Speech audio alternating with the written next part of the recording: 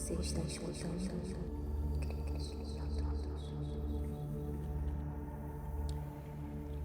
Enfermagem, um dos trabalhos mais nobres que existe, que tem a ver com o cuidado de pessoas. Porém, às vezes alguns profissionais de saúde se submetem a um juramento falso de cuidado e respeito com seus pacientes. E com isso surgem histórias criminais mais chocantes no mundo. E uma dessas histórias se passou na cidade do México, que teve como protagonista uma mulher, seu nome, Felicitas Aguilhon. Ela guardava um segredo que teria causado a maior comoção e, pior, certamente um fim trágico para muitas mulheres de seu tempo. Uma vez, uma mulher me procurou e me disse que seu filho iria nascer sendo um monstro e que eu deveria lhe fazer uma operação para removê-lo.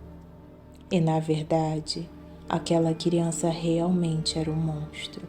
Ele tinha o rosto desfigurado e os seus lábios eram abertos. Na hora do nascimento, aquela criança não chorava, mas bufava como um animal raivoso.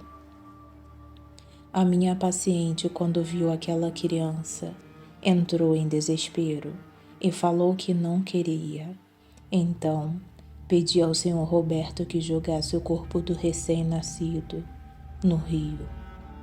E ele enrolou um arame no pescoço da criança ainda viva e jogou no rio. Data: 8 de abril de 1941. País: México. Certa manhã, o senhor Francisco Paz, dono de uma mercearia, localizada no prédio da Rua Salamanca, no bairro Roma, na cidade do México, encontrou-se uma manhã com o encanamento da sua loja entupido. Ele decidiu chamar o encanador para verificar o cano, porque não era a primeira vez que passava isso. O encanamento do prédio constantemente aparecia entupido, e não teria passado uma semana que foram desentupir as tubulações de esgoto do prédio. Quando o encanador chegou, eles tiveram que fazer um buraco no chão para alcançar uma parte do cano, pois o encanador disse que tinha algo atrapalhando. Mas o que estava por vir era extremamente assustador. Quando encontraram a parte que estava entupida, o encanador quebrou o cano e dentro dessa parte encontraram um tapão enorme que estava com um forte cheiro de decomposição e com várias gases e algodões enrolados. Entre náuseas e espanto, o encanador extraiu aquilo e percebeu que aquela gase estava enrolada nos restos mortais de um recém-nascido. Aquele momento foi arrepiante, mas serviu para desvendar uma das histórias criminais mais surpreendentes dos anos 40 na cidade do México. E a protagonista dessa história se chama Felicitas Aguilhon. Ela nasceu no ano de 1890 no estado de Vera Cruz. Não se sabe muito sobre a sua infância, mas segundo algumas fontes, a sua mãe batia muito nela sem nenhum motivo e demonstrava seu profundo ressentimento. Ela era humilhada constantemente. Era um relacionamento tempestuoso e destrutivo entre mãe e filha. A sua mãe sempre deixava claro que ela era uma criança indesejada e que, se fosse por ela, ela teria feito um aborto. Ela cresceu e se tornou uma mulher descuidada com a sua aparência, sem modos e com um caráter forte. Falam que, apesar do seu aspecto desleixado e da sua personalidade, ela teve vários parceiros ao longo da sua vida, e um deles era cúmplice de seus crimes. Nos anos de 1900, ela começa a estudar enfermagem e quando se forma, começa a trabalhar como parteira em Vera Cruz. E foi assim que ela conheceu um homem chamado Carlos Conde. Os dois iniciaram um relacionamento e desse relacionamento tiveram 2 filhas gêmeas. Mas a situação econômica do casal não estava boa. Então Felicitas convenceu ao seu marido que eles deveriam vender as suas filhas, pois era uma forma de ganhar dinheiro e fornecer uma vida melhor para elas. O seu marido concordou, então Felicitas vende as suas filhas para um casal. Só que algum tempo depois, o seu marido se arrepende de ter vendido as filhas e queria recuperá-las, mas ela nunca revelou seu paradeiro, situação pela qual o seu marido decide acabar com o casamento. Após a separação em 1910, Felicitas imigra para a capital e, uma vez estabelecida, ela começa a se dedicar ao tráfico de crianças, pois quando ela vende as suas filhas, ela percebe que isso é um ramo que dava muito dinheiro e, como ela era parteira, algumas mães pediam ajuda a ela. Essas crianças eram vendidas a casais que não conseguiam engravidar ou para outras pessoas. Ela não se preocupava se aquela pessoa era qualificada para ficar e cuidar de uma criança. Ela se preocupava com o valor do dinheiro que sairia ganhando. Então, provavelmente, essas crianças eram vendidas para famílias que realmente queriam uma criança, ou infelizmente, muitas delas foram vendidas para sofrerem. Nunca saberemos o final que teve essas crianças. O que se sabe é que esse negócio durou por muito tempo e ia tão bem que ela decidiu se mudar para um novo local, que seria o bairro Roma, onde uma vizinha sua alugou um apartamento para ela. E com isso ela teve toda a liberdade para poder cometer as suas atrocidades. Ela se muda para o bairro Roma, na rua Salamanca, número 9, no 3º andar. E ali ela monta um negócio de atendimento de partos. A dona do apartamento não se importava se Felicitas teria montado um negócio em sua casa. Ela queria que o local estivesse limpo e, principalmente, com pagamento em dia. Mas logo os vizinhos começaram a notar que muitas mulheres ricas vinham consultá-la. Era estranho para eles entenderem porque uma mulher de alto poder aquisitivo recorreria a uma parteira em um bairro pobre para cuidar da sua gravidez.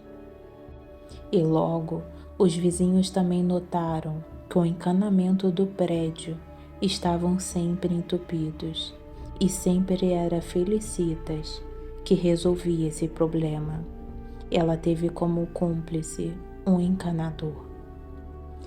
Então ela começa a fazer visitas domiciliares após os vizinhos começarem a focar a atenção nela. Então ela começa a frequentar os bairros mais importantes da cidade. Ela cuidava de várias mulheres, independentemente da idade, do número de meses de gestação, inclusive se alguma daquelas mulheres estava em trabalho de parto. Muitas das suas pacientes eram mulheres solteiras, prostitutas, amantes, casadas ou que tiveram alguma aventura fora do casamento. Ela ficava com algumas crianças recém-nascidas que por alguma razão ou outra a mãe não queria. E ela foi presa em 2 ocasiões, tentando vender 2 bebês, mas foi liberta após pagar uma alta quantia de uma multa. Ela ficava com essas crianças e alimentava com restos de comida, ou até mesmo com mingau. E mesmo se aquela comida estivesse estragada, ela dava para essas crianças comerem. E caso ela não conseguisse vendê-las, ela os matava em sua cozinha. E foi assim que ela arrecadou uma boa quantia de dinheiro para abrir um segundo negócio. Ela abre uma miscelânea, que é tipo um bazar pequeno, e que também servia como uma clínica clandestina de aborto, que estava localizado na rua Guadalajara, número 69, na qual ela chamou de La Quebrada. Seus métodos de execução eram variados. Muitas crianças foram sufocadas, envenenadas, esfaqueadas, estranguladas e asfixiadas. Já mortos, ela desmembrava os corpos em sua cozinha. Em algumas ocasiões, ela mencionou que algumas crianças ela desmembrou e queimou ainda vivas. E ela contou como fazia isso em sua cozinha. Primeiro, ela cortava as extremidades com uma faca da sua cozinha e finalizava cortando a cabeça. Os restos eram jogados na lixeira e outras vezes ela incinerava em sua cozinha. Ela extraiu os olhos, os órgãos internos e as vísceras para alimentar o seu cachorro. E os restos que sobravam, ela envolvia em um jornal, colocava em uma bolsa e saía espalhando em lixeiras ou terrenos baldios. Mas tudo terminaria em 8 de abril de 1941, quando o encanamento da loja do primeiro andar do prédio ficou entupido. O dono do estabelecimento contrata o encanador e, quando quebra o cano para remover o que estava entupindo, repararam que em seu interior tinha um tapão feito de gases e algodões. O cheiro era insuportável de decomposição e, quando tiraram aquilo, repararam que em seu interior tinha os restos mortais e um crânio de uma criança recém-nascida. Tanto o encanador quanto o dono da loja ficaram surpresos e assustados com o que acharam. Então chamaram os policiais imediatamente. Quando as autoridades chegaram, os vizinhos falaram que no terceiro andar vivia uma mulher que era parteira. Mas como não tinha ninguém na casa, a dona da casa que alugou o apartamento para Felicitas apareceu e abriu a porta para os policiais entrarem. Ao entrarem na casa, era possível ver um altar com várias velas, agulhas, materiais cirúrgicos, roupas de crianças e um crânio, e um grande álbum com várias fotografias de crianças que foram vendidas, e um par de pernas. Imediatamente os policiais começaram a procurar Felicitas, e os vizinhos falaram que ela tinha uma miscelânea chamada La Quebrada, mas quando chegaram nessa loja, ela também não se encontrava. Ela teria fugido após saber das investigações, que agora estava a cargo do detetive José Acosta. Só que em 11 de abril de 1941, foi preso o encanador Salvador Martins, que era considerado cúmplice de Felicitas. Ele informou que sabia o que estava fazendo e que sabia que era considerado cúmplice, e por esse motivo não teria denunciado. Ele recebia um grande pagamento para realizar o seu trabalho e uma alta quantia pelo seu silêncio. Só que naquele mesmo dia, Felicitas foi pega junto com seu marido e a sua filha, fugindo em um carro. Ela foi imediatamente levada para uma cela e isolada, onde ela passou a maior parte da noite chorando. E quando questionada, ela disse o seguinte: na verdade, eu tratei muitas mulheres que vieram à minha casa buscando ajuda. Cuidei das pessoas que necessitavam dos meus serviços de parteira. E depois de terminar o meu trabalho, eu joguei alguns fetos no meu banheiro. Ela ficou na prisão em uma cela isolada, porque o contato com as outras presas representava um perigo para ela. E durante esse tempo, ela ironicamente experimentou uma regressão, porque ela começou a se comportar como uma criança.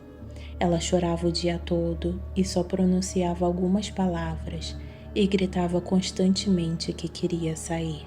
Ela se jogava no chão, chutava, gritava e era preciso arrastá-la de um lado para o outro para movê-la. Ela contratou 2 advogados, mas o primeiro advogado falam que ele extorquiu muito ela e o segundo advogado aconselhou que ela deveria mostrar a lista com o nome de todas as mulheres que ela tratou, para tentar reduzir a sua condenação. Mas havia um problema: naquela lista estavam incluídas muitas figuras públicas, então esses nomes nunca foram revelados. E uma série de irregularidades no caso permitiram que ela fosse liberta em apenas 3 meses. As provas da acusação eram evidentes. Em sua casa encontraram um crânio, um par de pernas, várias fotografias de crianças e também foram encontrados restos mortais de um recém-nascido no encanamento do prédio. Eram provas irrefutáveis que deveriam servir para uma condenação, mas, inexplicavelmente, esses restos mortais desapareceram misteriosamente. Então, em 26 de abril de 1941, ela foi processada apenas por acusação de aborto e crimes contra a saúde pública. Nenhum desses crimes eram considerados graves, e por isso ela foi liberta sob fiança e decidiram encerrar o caso. Seu ex-marido que pagou a fiança, que seria de 600 pesos na época. Ninguém sabe o motivo pelo qual o seu marido pagou a fiança, mas talvez ele acreditava que ela revelaria o paradeiro de suas filhas. Mas ela sabia que a sua vida não seria a mesma e que todos a odiavam. Então, na madrugada de 14 de julho de 1941, ela cometeu suicídio em sua casa, com uma overdose de Nembutal, que é usado como tratamento de emergência para convulsão, insônia e como um sedativo para algumas cirurgias. Ela deixou 3 cartas póstumas, 2 para os seus advogados e uma para o seu marido, que lhe tratava com grande frieza. Nessas 3 cartas, ela falava sobre os trâmites que deveriam fazer com a sua propriedade. E a sua terceira filha, a tutela passou para o Estado. Falam que quando ela ficou maior, a sua filha foi enviada para um hospício e logo após foi reintroduzida na sociedade.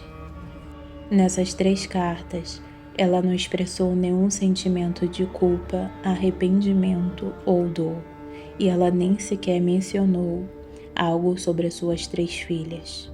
No final das contas, a sua morte não lhe pareceu causar nenhum tipo de sentimento. Felicitas Aguillon praticou pelo menos 50 infanticídios e traficou mais de 100 crianças. Hoje ela se encontra na categoria de anjo da morte, uma categoria usada para os assassinos que servem como cuidadores ou enfermeiros de suas vítimas. Entre seus apelidos, ela também é conhecida como a trituradora de anjinhos.